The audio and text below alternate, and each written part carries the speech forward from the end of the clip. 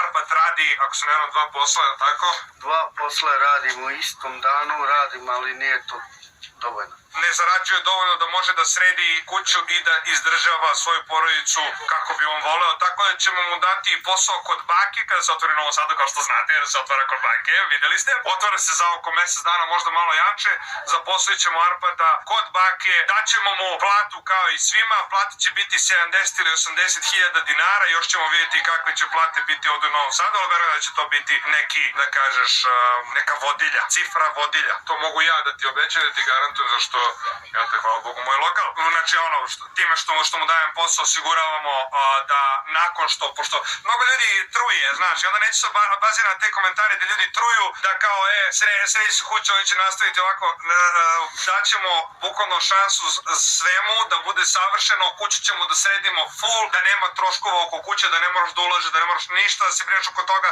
već samo da možeš da se posvetiš svojoj porodici, da radiš, tako da ja mislim da će ta plata i taj posao tebi da to pomogne i da... I da mi odgovara, naravno.